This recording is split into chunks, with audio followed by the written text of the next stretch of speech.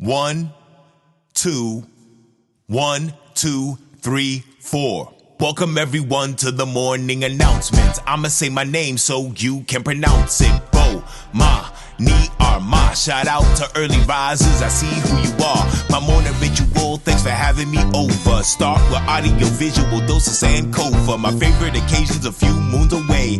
I'm counting rotations to watermelon day. If you're with me this morning, I hope that you're with it. 2 things that I want and 3 ways to get it.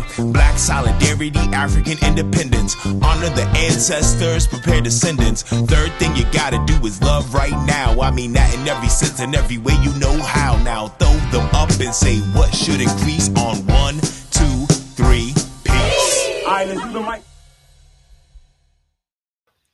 Mic check, 1, 2, 1, 2. Mic check, 1, 2. Good morning, everybody. Welcome to the morning announcements with Bomani Armah. This is Monday, February 27th, 2022. Monday, February 27th, 2023. I am Bomani Armah, and we are 158 days away from Watermelon Day at Sankofa. We are here to honor the ancestors, prepare the descendants, and love right now. Friends, as always, I need your help to break the algorithm, pass along some positivity, get that RBG energy. Join my email list at notarapper.com. All right, friends, every morning we honor an ancestor with a libation. Today's libation is for one Miss Marian Anderson, February 27th, 1897 to April 8th, 1993.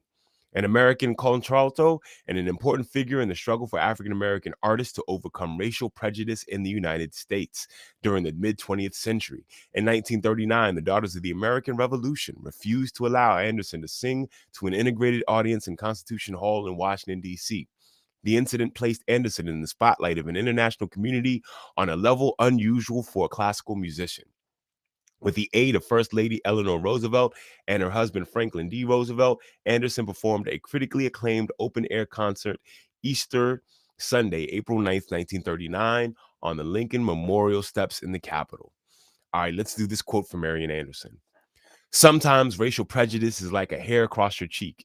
You can't see it, you can't find it with your fingers, but you keep brushing it because the feel of it is irritating. All right, I like this quote. Let's say this again. Sometimes racial prejudice is like a hair across your cheek. You can't see it, you can't find it with your fingers, but you keep brushing it because the feel of it is irritating. Marian Anderson. The poetry in this statement. Thank you, Mama Marian. There was a time before the phrase microaggression, and this sums up that energy perfectly. This is from a woman who had to deal with racism as a slap across her cheek, not simply a stray hair that annoyed her. Yet she had enough insight to know when the subtle wisps of racism were what she was also fighting against. Excuse me. I often come on social media and see posts from African Americans that start with, "I'm not the one to bring up race," or "I hate to play the race card," seemingly asking permission of their peers who are not part of us, the global majority, if they can break their happy black person facade for a moment to reveal some nasty truth. If you aren't able to address all the ways that racism affects you with the people you call friends, families, even colleagues, then you are not in a safe space. Wipe away those annoying strands of racism out of your space every single time. Thanks, Marian Anderson, for this quote. Let's pour a libation for Marian Anderson. We never forget, so never fear. For homies who ain't here, we pouring out a beer. Because of you, it'll never be the same. We keep saying your name while we pour champagne. For the mothers and the father figures, your flames to flickers, we're pouring out some liquor. We're the sons and the daughters of heroes and martyrs. We honor you by pouring out some water. Friends, today's libation is for one Miss Marian Anderson. All right, friends, thanks again for joining me. I appreciate the continued support. I want to start off playing some more music. Some of my music, I've been highlighting this song because I'm realizing this might be my favorite song off the projects that I normally perform for my older students. I mean, like 3rd to 8th grade, that's like the pocket for this song. And I understand they don't catch all the words, but they understand how proud I am to be African. And I wanted to give you all a taste of this once again. Friends, here is My Name Is. Baba Bomani, BabaGotBars.com. At the count of 3, everybody throw up the deuces and say peace. 1, 2, 3. Peace. My name is Baba Bomani. My flow's a force of nature like a tsunami. My words on paper are 3D like origami. Watch my hip-hop party, stretch your mind and move your body. Baba means father in the language of Yoruba, spoken in countries of Benin, Togo, and Nigeria. It's father in Swahili, used in Congo and Rwanda, Burundi, Mozambique, South Africa, and Somalia, Tanzania, Kenya, and can't forget Uganda. My African heritage is what I'm very fond of. So I put Baba in my title so you know where I stand the moment of my arrival. In the tradition of rappers of the past, like the Grandmaster title for Grandmaster Kaz, MC for MC Light, even Little for Little Wayne, a Young for Young M.A. Baba states it plain. My name is Baba Bomani. 1, 2, 3. Peace. My name is Baba Bomani. 1, 2, 3. Peace. My name is Baba Bomani. I'm old school in the game like Atari. This is my full-time job, it's not a hobby. To kick it for the kids like Mr. Miyagi doing karate. Now let me tell you something about me. My name comes from the countries of Malawi, Tanzania, Zambia, and even Mozambique. Depends on what indigenous language that they speak. Bomani means warrior to the Ngoni. Yes, it's my real name, I can never be a phony. I changed it 20 years ago, it fits me if you know me. Even changed my last name in a big ceremony. In the tradition of black figures back in the day, like Ntozake Shange and Kwame Ture, Chokwe Lumumba, El Haj Malik, El Shabazz. Bomani is what I'm known as. My name is Baba Bomani. 1, 2, 3. Peace. My name is Baba Bomani. 1, 2, 3. Peace. My name is Baba Bomani. My flow rides on the track like a Maserati. Get my speaking from my daddy and my good looks from my mommy, cause I'm a black star like my man Marcus Garvey. My last name is pronounced Armah. From the West African people called the Ga. From the country of Ghana around the city of Accra. The flag is red, gold, and green with a black star. They took our last names when they brought us across the water. So I looked at Africa to see what names it had to offer, and changed my last name after a great Ghanaian author. An African name I can pass on to my daughter. Or I can pass it to my son. They might change it one day, I can't control who they'll become. But when they ask why I did what I've done, I say I'm building a tradition, not resting upon one. My name is Baba Bomani. 1, 2, 3. Peace. My name is Baba Bomani. 1, 2, 3. Peace. 1, 2, 3. Peace.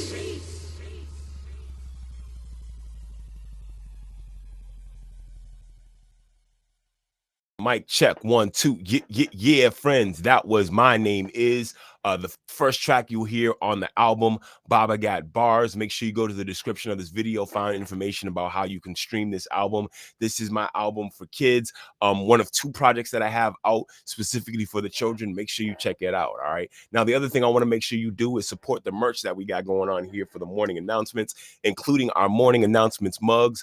Honor the ancestors, prepare the descendants, love right now. You can get that in red, black, and green on a mug. You can get it black on a white t-shirt. You can get it white on a black t-shirt. I really appreciate the seeds y'all have been sowing into this project that I've been doing consistently now for about 6-7 months. I need to go back and do an episode count. I don't even know how many episodes I did.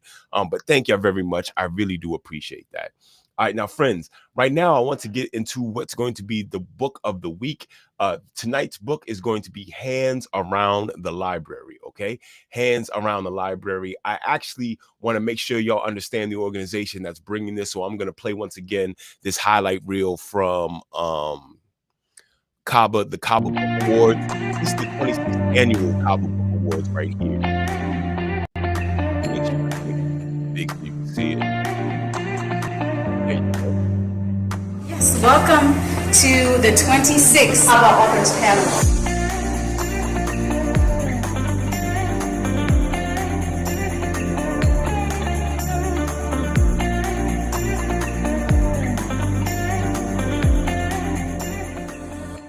So Kaba highlights books about the continent of Africa.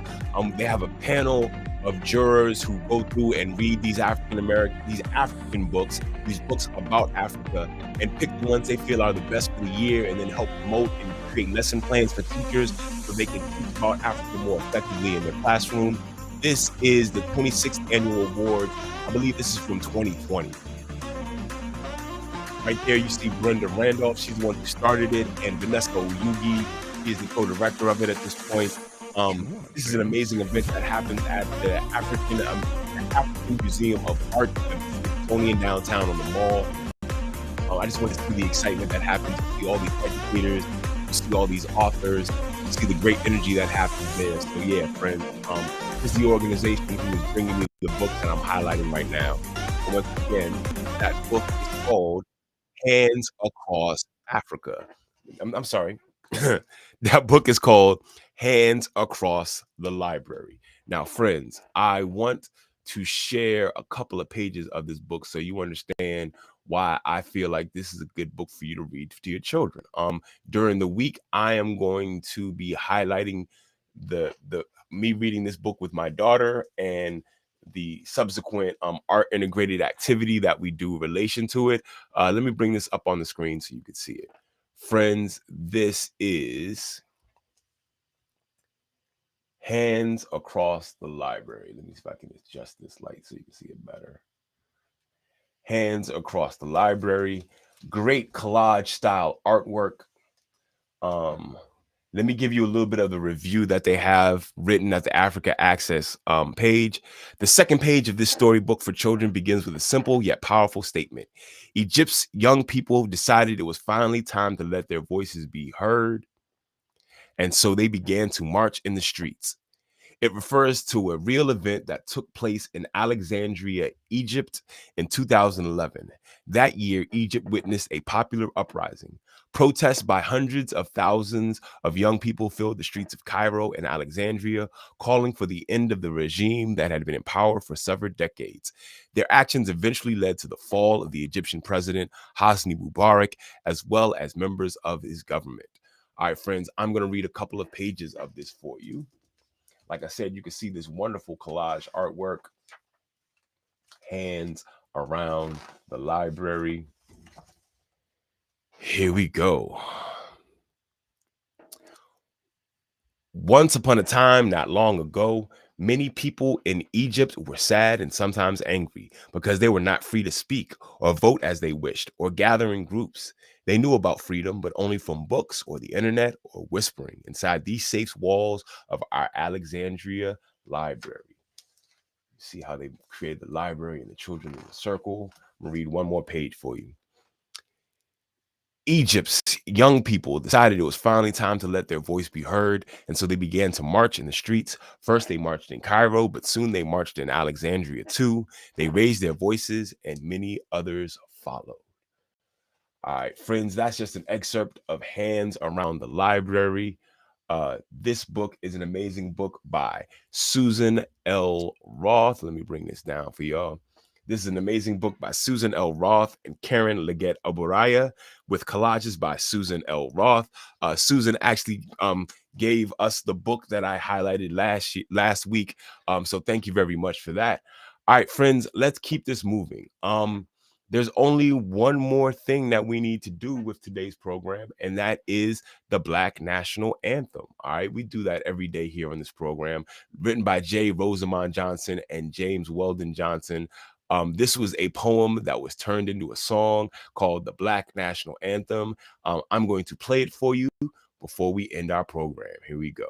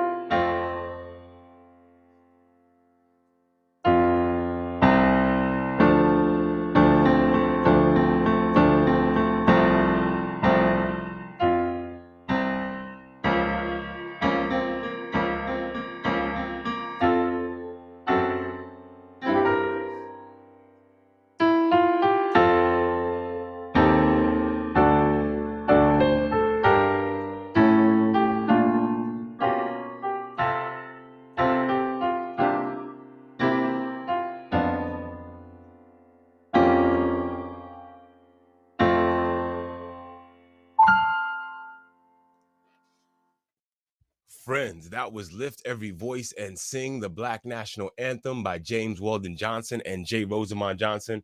Friends, that is our program for the day. Thank you very much for joining me. We'll be back tomorrow at the same time. There are 3 things that I need you to do today. Honor the ancestors, prepare the descendants, and love right now.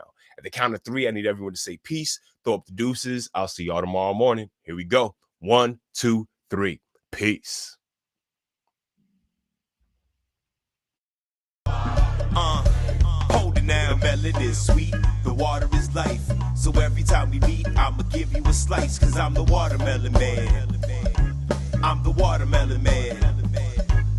I got the juice and plant the seeds. I reap the fruit and give you what you need, cause I'm the watermelon man. I'm the watermelon man. It's the watermelon man, reppin' red, black, and green. The county of PG sends you greetings from